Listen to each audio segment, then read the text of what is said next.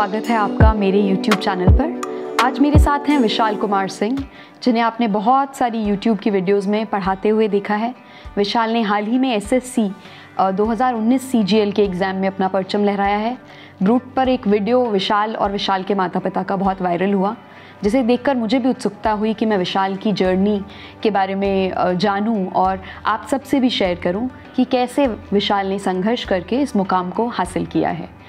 तो विशाल, आपसे जानना चाहेंगे हम आपकी जर्नी के बारे में। सबसे पहले तो आपको बहुत बहुत बधाई कि आपने वो अचीव किया जो आप अचीव करना चाहते हैं। विशाल, कितने अटेम्प्ट्स में अचीव किया आपने ये मुकाम?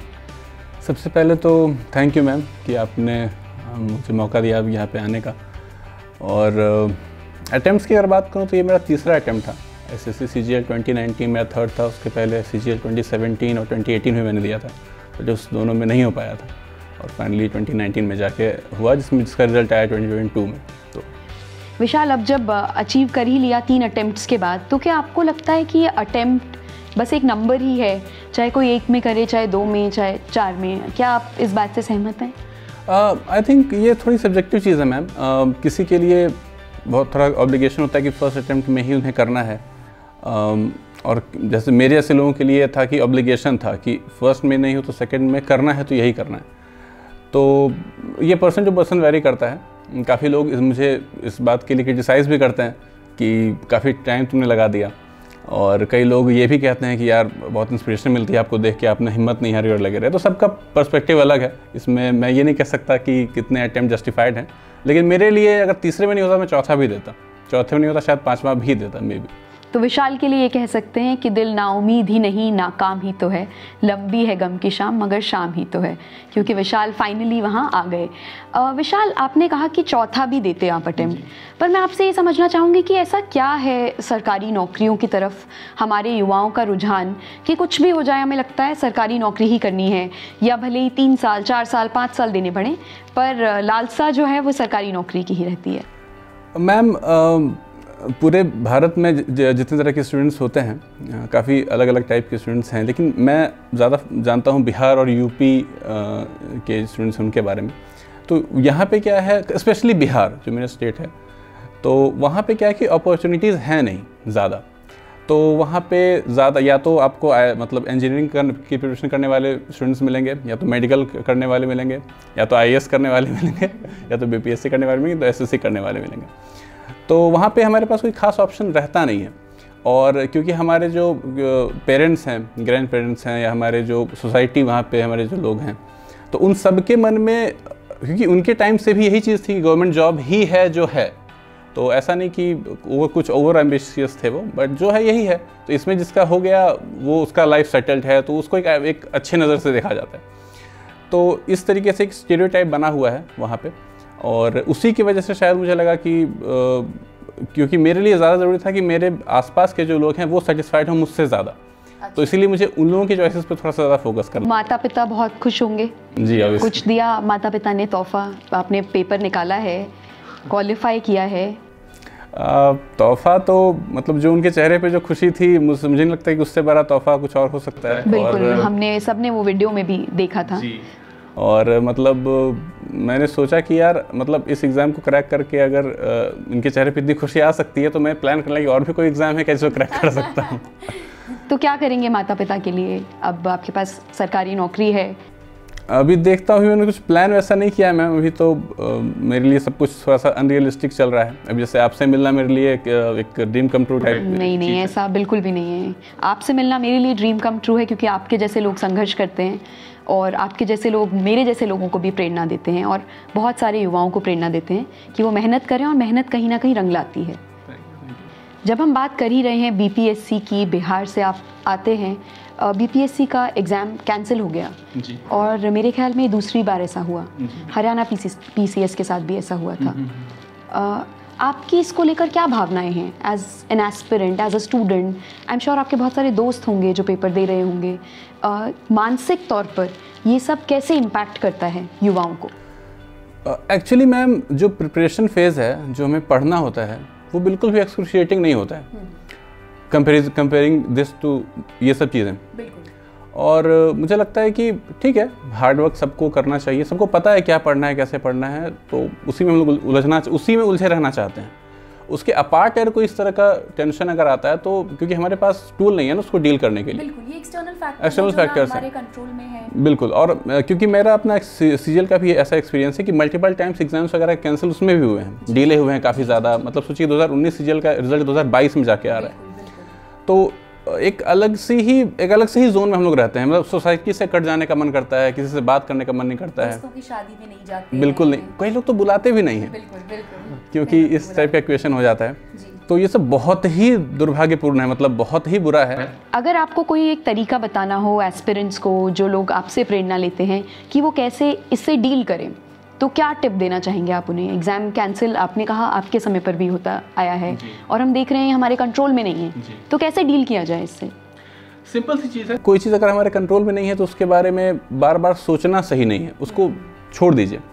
और वो हम एक स्टूडेंट हैं, हमारा काम है प्रिपरेशन करना, ना कि धरना देना या फिर उस तरह की चीज़ें। हालांकि एक लिमिट तक वही ज़रूरी है, लेकिन हमारा फोकस हमारे प्रिपरेशन पे होना चाहिए।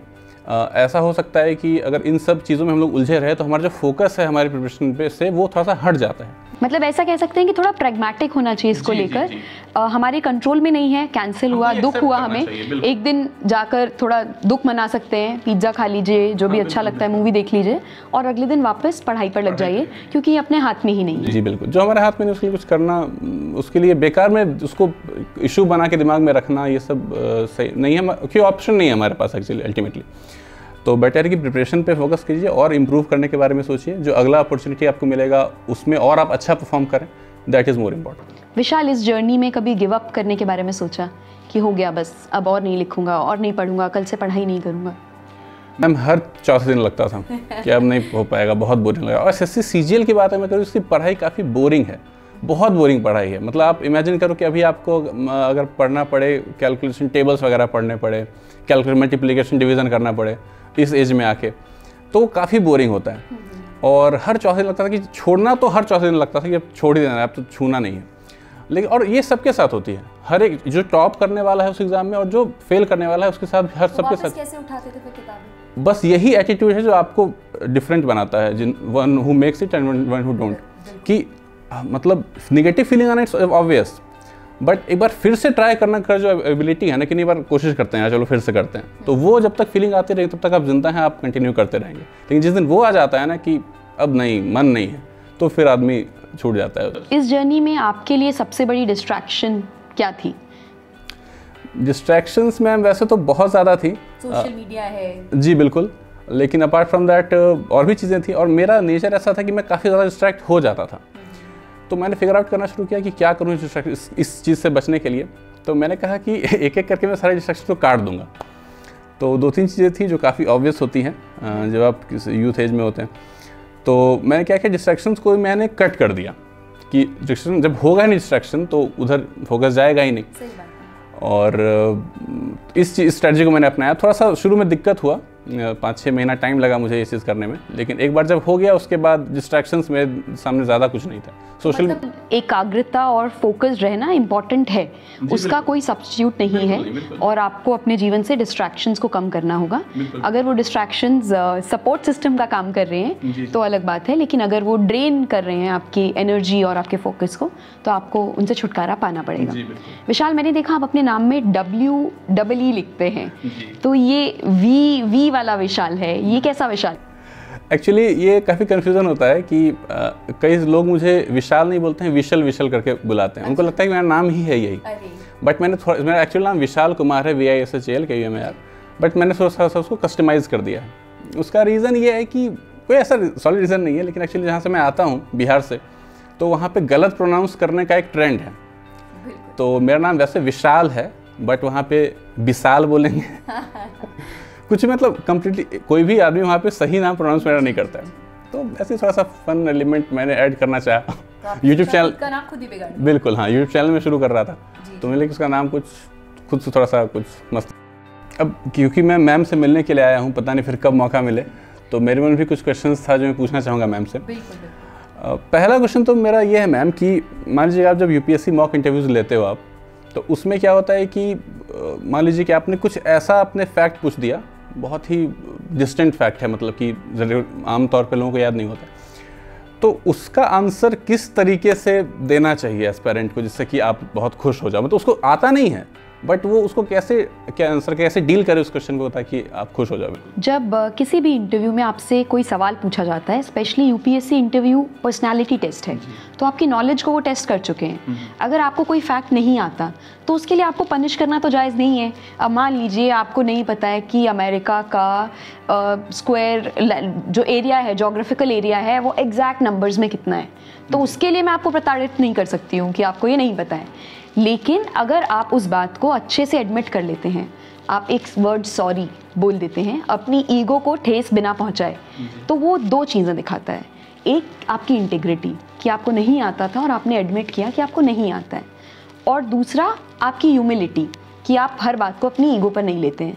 मुमकिन ही नहीं है, यूपीएससी का जो सिलेबस है वो इट्स एवरीथिंग अंडर द सन, तो मुमकिन ही नहीं है कि सबको सब कुछ आता हो, है ना। तो लेकिन अगर आपको नहीं आता है और आप झूठ बोले जा रहे हैं, मतलब आप कहीं ना कहीं इंटरव्यूअर को अपने से कम आंक रहे हैं, या आपको लग रहा है कि आप झूठ बोलकर पतली गली से निकल जाएंगे, तो वैसा मत कीजिए। अगर आपको नहीं आता है कोई फैक्चुअल सवाल, तो मैं तो यही एडवाइस करूँगी कि आप पोलाइटली सॉरी बोलिए, और कोई बात नहीं, ज़रूरी नहीं है कि आपको सारे सवाल आते हैं, जरूरी नहीं कि आंसर करो ही हर कुछ। बिल्कुल बिल्कुल। और अगर आप गेस कर सकते हैं, मान लीजिए आपको अप्रॉक्सीमेट आइडिया है, तो आप परमिशन लीजिए बोर्ड की कि मैम या सर मैं गेस करना चाहता हूँ, मुझे अप्रॉक्सीमेट आइडिया है, और आप उसको गेस कर लीजिए। तो उससे क्या होगा, आपने ऑनेस्टली बता दिया कि आप गेस कर रहे हैं, तो मैं भी मेंटली प्रिपेयर्ड रहूँगी कि आप गेस कर रहे हैं, तो ज़्यादा चांसेस हैं कि आप गलत ही करेंगे उसको। तो मुझे लगता है ये सेफ तरीका होता है। अच्छा मैम, एक चीज़ और पूछना चाहूँगा मैं कि जैसे हम लोग स्टूडेंट्स हैं अभी तक, और आप लोग एजुकेटर्स कैटेगरी में आते हो, तो हम लोग ये मानते हैं ना कि हम लोगों की लाइफ ऑब्वियसली काफ़ी ज़्यादा डिफरेंट है, ठीक है। हम लोगों को काफ़ी डिप्रेशन होता है, फ्रस्ट्रेशन होता है, परेशानी होती है, तो क्या आपकी लाइफ में भी ऐसा कुछ होता है, और अगर ऐसा होता है तो उसको डील कैसे करते हो, उसमें आप क्या करते हो उस टाइप के पॉइंट पे अगर आप पहुंचते हो तो? बिल्कुल, सबसे पहले तो मैं ये कहना चाहूँगी कि भले ही हम एजुकेटर बन जाते हैं, लेकिन एक अच्छा एजुकेटर वही होता है जो हमेशा स्टूडेंट रहे।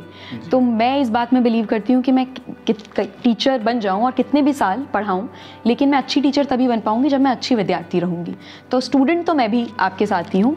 डिप्रेशन भी होता है, स्ट्रेस भी होता है, एंगर इश्यूज़ भी होते हैं, बहुत सारी चीज़ें मैनेज करना कभी कभी मुश्किल भी लगता है। और जैसे जैसे आप उम्र में बड़े होते जाते हैं, आपकी जिम्मेवारियाँ बढ़ती जाती हैं। अब जब आप छोटे होते हैं तो आप पर सिर्फ अपने परिवार की जिम्मेवारी होती है, फिर जब आप बड़े हो जाते हैं, आपकी शादी हो जाती है, तो आप पर सामने वाले परिवार की भी जिम्मेवारी होती है, बहुत सारी चीज़ें होती हैं। मैम मैरिड हैं, देख के लग नहीं रही तो आप पर दूसरे परिवार की भी जिम्मेवारी होती है, हस्बैंड की जिम्मेवारी होती है, इवेंचुअली जिन लोगों के बच्चे हो जाते हैं तो उनकी भी जिम्मेवारी होती है। तो ऐसा नहीं है कि लाइफ ईजी है, लाइफ उतनी ही मुश्किल है। और ऐसा नहीं है कि मुझे भी पता है कि इससे डील कैसे करना है। टू बी वेरी ऑनेस्ट, मैं भी शायद फिगर आउट ही कर रही हूँ, पर मेरे एक्सपीरियंस में कुछ 2-3 चीज़ें जो काम करती हैं वो ये कि सबसे पहला, हाँ, सबसे पहला आपका एक स्ट्रॉन्ग सपोर्ट सिस्टम होना चाहिए। वो आपके माता पिता हो सकते हैं, वो आपके अच्छे दोस्त हो सकते हैं, वो आपका हमसफ़र हो सकता है, वो कोई ऐसा जैसे आप चाहते हैं, जो कोई आपको चाहता है वैसा कोई हो सकता है, या कोई गुरु हो सकता है। तो एक स्ट्रॉन्ग सपोर्ट सिस्टम ज़रूर रखिए, ताकि जब आपको जीवन में कुछ समझ ना आए और अगर आप कुछ गलत दिशा में बढ़ना भी चाहें तो आपके पास ये लोग हों जिनके पास आप जाकर बात करें तो बोले कोई बात नहीं विशाल, मैं हूँ, सब ठीक हो जाएगा। तो एक तरीका ये है। स्ट्रेस बस्टर की बात करें तो सबसे आसान चीज़ मुझे लगती है कि सो जाओ। मुझे लगता है आपकी आधी परेशानी इसलिए होती है क्योंकि आपने खाया नहीं होता है, आपने सोया नहीं होता है, और हर दिन को एक नए दिन की तरह जिया जा सकता है। तो मान लीजिए आज मैं बहुत परेशान हूँ, मान लीजिए ऑफिस में कुछ मेरे साथ, कॉलेज में मेरे साथ कुछ ऐसा हुआ जिसको लेकर मैं खुश नहीं हूँ। अब इस दिन में सिर्फ 24 ही घंटे हैं, अगर मैं ये सोच लूँ कि ये दिन ख़त्म हो ही जाएगा और 4 घंटे में, 5 घंटे में, 8 घंटे में, तो मेरी लाइफ ईजी हो जाएगी। तो एक तरीका वो भी हो सकता है कि आपको कुछ नहीं समझ आ रहा है तो थोड़ी देर के लिए सो जाइए, जब आप नए उठेंगे तो नए तरीके से जीवन को देखेंगे, और हो सकता है आपका दिमाग अलग तरीके से चलने लग जाए या आपकी रियलिटी बदल जाए, दोनों में से एक चीज़ तो हो ही जाएगी। उसके अलावा मुझे ट्रैवल करना बहुत पसंद है, और मुझे अकेले ट्रैवल करना बहुत पसंद है।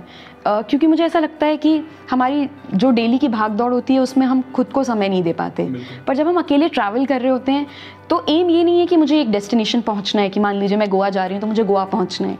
एम ये है कि जो मेरी गोवा तक की जर्नी है उसमें मैं खुद के साथ समय बिता पाऊँ, चीज़ें देख पाऊँ आसपास, नई चीज़ें खा पाऊँ। जैसे मैं लेटली गई थी अंडमान एंड निकोबार, तो मुझे नहीं पता था किंग कोकोनट नाम की भी एक चीज़ होती है। हम रोज़ नारियल पानी पीते हैं पर किंग कोकोनट भी होता है, या उनकी कुजीन्स अलग होती हैं, उनकी बातचीत अलग होती है। वहाँ पर आपको एक प्लास्टिक की बॉटल नहीं मिलेगी। तो ऐसी सारी चीज़ें ट्रैवल में आप बेसिकली एक एस्केप है आपके लिए, कि आप अपनी रोज़मर्रा की लाइफ को यहाँ पर छोड़िए, अपना नया बैग पैक कीजिए और वो बैग लेकर जाइए। वो मतलब आपका एक तरह से नया पर्सपेक्टिव है जीवन का। तो आप ट्रैवल कीजिए, फिर जब आप वापस आते हैं तो आप में कुछ नया होता है, और वही नयापन आपको अगले 1, 2, 3 महीने यहाँ की रोज़मर्रा की थपेड़ें झेलने के लिए इनफ होता है।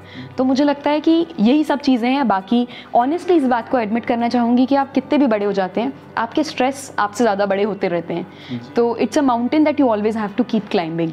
तो हम भी फिगर आउट कर रहे हैं, आप भी फिगर आउट कर रहे हैं, और ऐसे ही फिगर आउट करते ही रहेंगे। कभी ना कभी तो कुछ ना कुछ मिल ही जाएगा।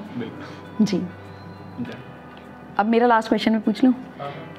ठीक है विशाल, एग्ज़ाम हो गया, नौकरी पक्की हो गई है, सैलरी अब आएगी हर महीने, तो अब मम्मी पापा की ये भी इच्छा होती होगी कि शादी कर लें, तो शादी कब कर रहे हैं विशाल?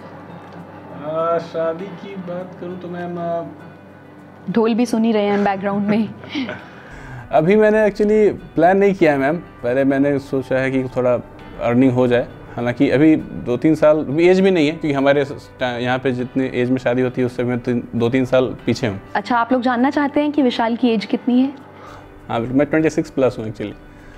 तो एक तो वो अभी उस वजह से भी रुकना लॉजिकल है, और दूसरा कि मैंने सोचा है कि जब कोई आता है आपकी लाइफ में तो रिस्पॉन्सिबिलिटी हैंडल करने के लिए आपको रेडी होना पड़ता है, फाइनेंशियली भी, मेंटली भी, फिजिकली भी। तो उसके लिए मुझे थोड़ा सा टाइम चाहिए अभी फ़िलहाल। बिल्कुल बिल्कुल, बहुत अच्छा लगा विशाल आपसे बात करके। मैं आभारी हूँ आपकी कि आपने मुझे ये समय दिया, आप आए, आपने हमसे बात की, आपने बहुत सारे लोगों को प्रेरित किया। मेरी खुशकिस्मती में एक्चुअली। Thank you.